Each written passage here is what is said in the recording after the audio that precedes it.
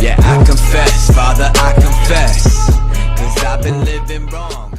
Lotus Exige V6 Cup Review. For most people, the standard Lotus Exige V6 would surely represent the ultimate kind of sports car. It weighs little more than a box of feathers, its interior is quite extraordinarily uncluttered by unnecessary luxuries, and its supercharged Toyota V6 engine provides it with enough grunt, 345 bhp, to embarrass all but the most ambitious supercar drivers.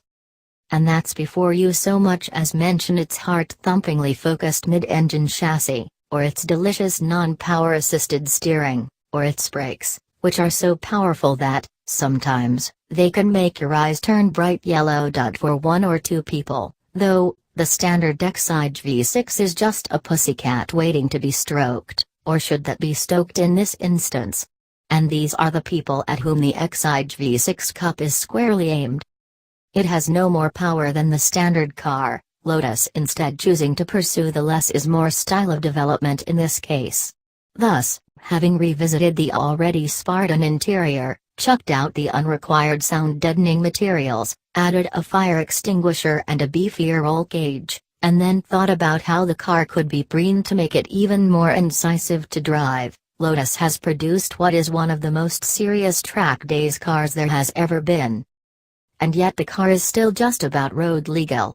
Which means that you can, at a pinch, drive it to whichever track day you are intending to terrorize, do the business on the circuit, and then drive back home in it at the end of the day.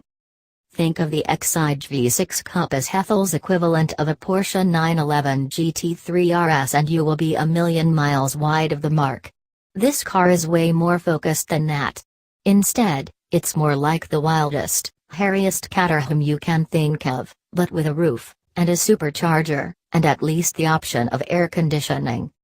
Having said that, I drove the car on the road for a while, shortly before letting rip in it around the shiny new test track that they've built at Lotus, and amazingly it wasn't anywhere near as unpalatable as I was expecting it to be.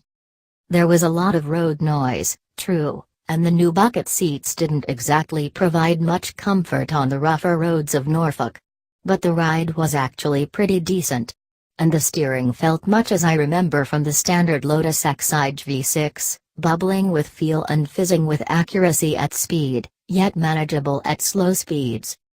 On the road, the V6 Cup feels, and sounds, properly quick, too. It's 60 kilograms lighter than the standard V6. And you can feel the difference that this makes in the extra zip it delivers under acceleration, and when changing direction, in everything it does on move, basically. The all-round double wishbone suspension is fundamentally unchanged but it has been massaged, slightly stiffer springs, two-way adjustable dampers, to produce even crisper responses on the move. There's also less roll and totter body control under extreme cornering, all of which became instantly apparent on Hethel's excellent new test track. The Lotus Exige V6 Cup is designed to be driven hard all day long around a racetrack, delivering huge thrills to whoever is lucky enough to be behind the wheel, and then being driven back home at the end of the day. So although it's expensive, in truth there's nothing else quite like it at the money, which is why Lotus can't build enough of them at the moment.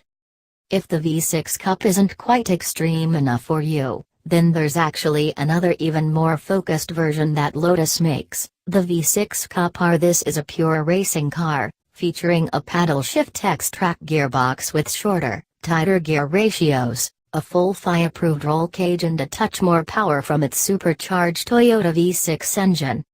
It can be, and indeed is, raced in a variety of series right across the globe.